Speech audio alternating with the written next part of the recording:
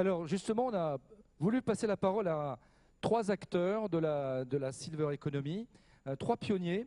Et on va commencer par quelqu'un que j'ai vu démarrer en 2006. C'est la société Blue Linea. J'aimerais qu'il vienne sur scène. On accueille Laurent Levasseur. Sous vos applaudissements, s'il vous plaît.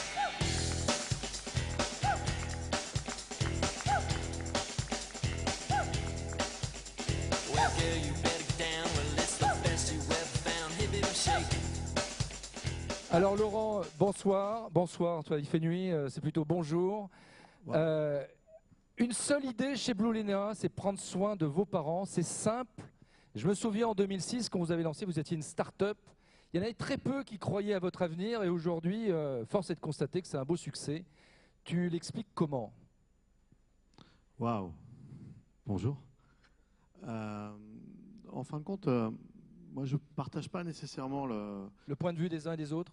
C'est pas ça. C'est que si chez Blue Linea, on s'était juste arrêté à essayer de faire de la téléconsultation, de la télésanté, ce qui était l'idée de base au départ, opérateur d'objets dédiés à la santé, je suis d'accord avec Jean-Marie Vettel, le e-bidule, il n'y a pas de marché. J'étais encore à un dîner il n'y a pas longtemps avec le nouveau directeur général adjoint de la PHP.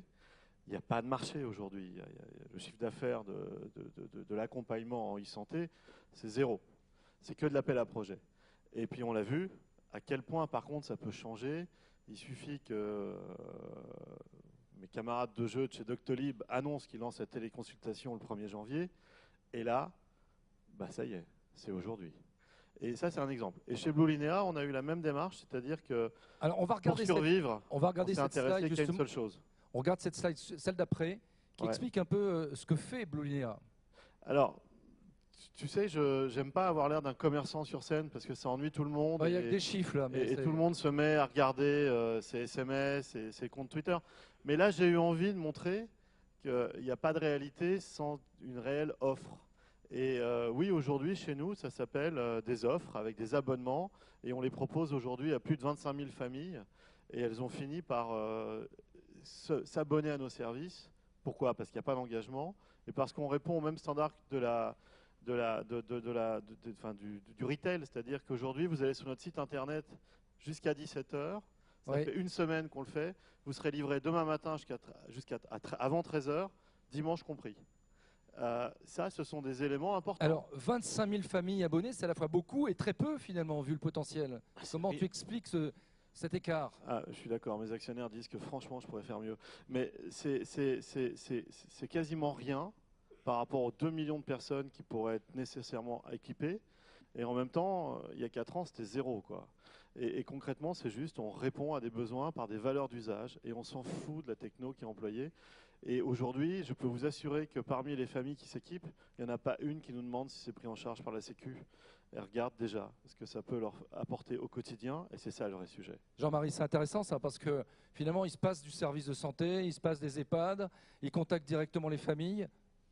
Moi, je suis tout à fait pour, en tant que ancien gériatre hospitalier, pour que les gens puissent rester à domicile jusqu'au bout et se réveiller un matin mort et en pleine forme. Ça, on est tous d'accord.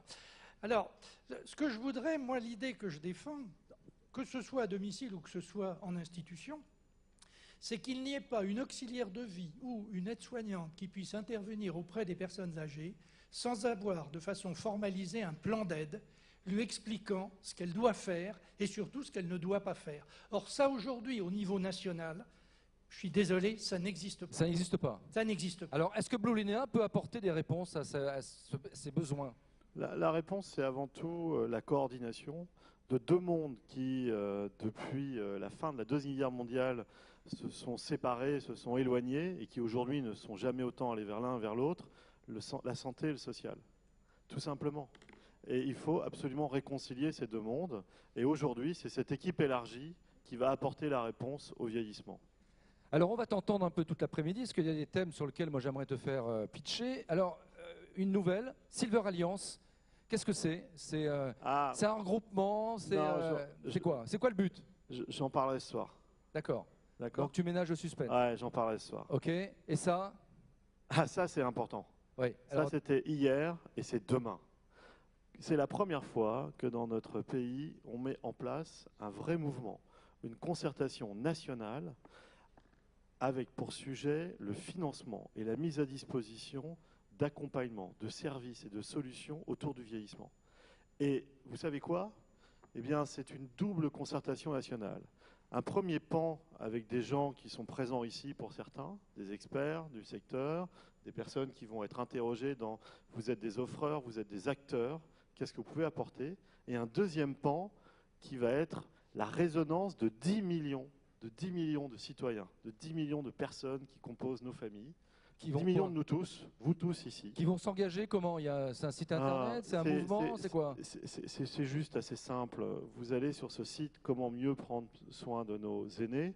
C'est simplement make.org, ou sur notre site et vous retrouverez le lien. C'est assez simple. On va vous demander de réagir à une dizaine de phrases. Il faut que, vous dites oui, vous dites non, pourquoi pas. Et puis après, on vous demande la vôtre. Et puis vous allez écrire une phrase en 140 caractères. Vous inquiétez pas, les fautes d'orthographe, c'est écrit qu'elles seront revues. Vous allez vous identifier. Et puis, il y a toute une équipe, avec un peu d'intelligence artificielle, qui va consolider ces phrases pour ressortir les idées fortes. Et c'est ce qui va permettre de pouvoir vraiment recueillir le désir des familles, le désir des aînés, le désir des familles qui accompagnent les aînés, et quelque part, avoir, d'ici 9 mois, une loi qui colle aux besoins.